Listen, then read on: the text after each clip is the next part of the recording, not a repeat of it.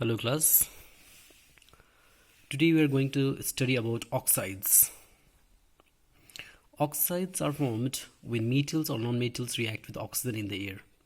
So when metals combine with oxygen it will form metallic oxide, and when non-metals combine with oxygen it will form non-metallic oxides.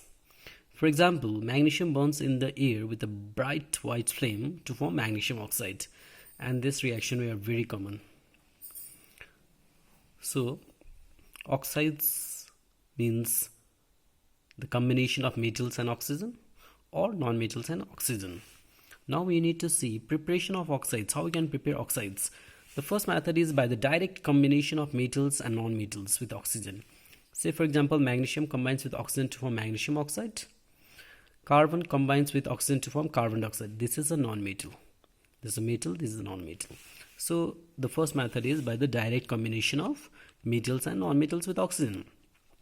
The second one we have got by thermal decomposition of metal carbonates. Say for example, if you have got a metal carbonates like calcium carbonate or lead carbonate, on thermal decomposition, that means on application of heat, it is going to form calcium oxide and carbon dioxide. Lead carbonate will form lead oxide and carbon dioxide. This is the by thermal decomposition of metal carbonates. The third method we have got by the thermal decomposition of metal nitrates. So instead of metal carbonate we can also take metal nitrates. Say for example, lead nitrate on heating will form lead oxide plus nitrogen dioxide plus oxygen. Similarly, magnesium nitrate can give you magnesium oxide, nitrogen dioxide and oxygen. This is the third method. And the fourth method we have got by the thermal decomposition of metal sulfates. By the thermal decomposition of metal sulfates. So till now we have seen the three different methods.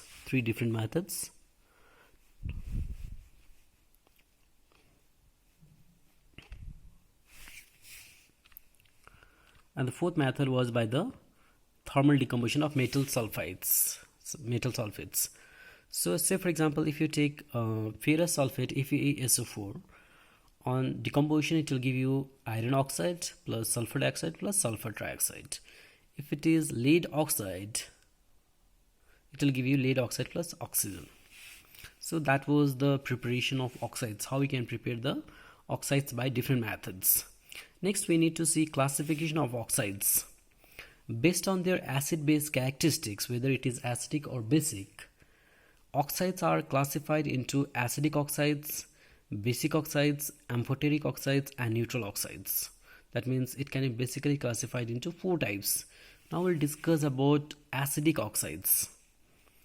Acidic oxides are the oxides of non-metals. So non-metal oxides are called acidic oxides. They dissolve in water to produce acids. They are called acidic because they produce acids when dissolved in water. For example, sulfur dioxide, when dissolved in water it will form sulfurous acid. Carbon dioxide, when dissolved in water it will form carbonic acid. Sulfur trioxide, when dissolved in water it will form sulfuric acid. Acid, as we know, turns blue litmus solution red. Hence, acidic oxides that are dissolved in water turn blue litmus red. And as we know, acidic oxides react with bases and alkali to form salt and water as a neutralization reaction. Next, we have got basic oxides. Basic oxides are the oxides of metals. Acidic oxides are the oxides of non-metals, and basic oxides are the oxides of metals. They are usually insoluble in water. Basic oxides that are soluble in water form alkalis.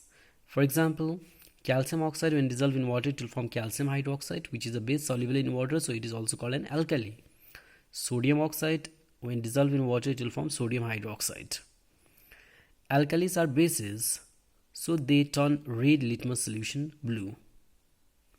Hence, basic oxides that are dissolved in water turn red litmus blue. So we can identify acidic oxide as basic oxide with the litmus solution. Basic oxides react with acid to form salt and water. This is also a neutralization reaction. For example, magnesium oxide reacts with HCl to form you magnesium chloride and water.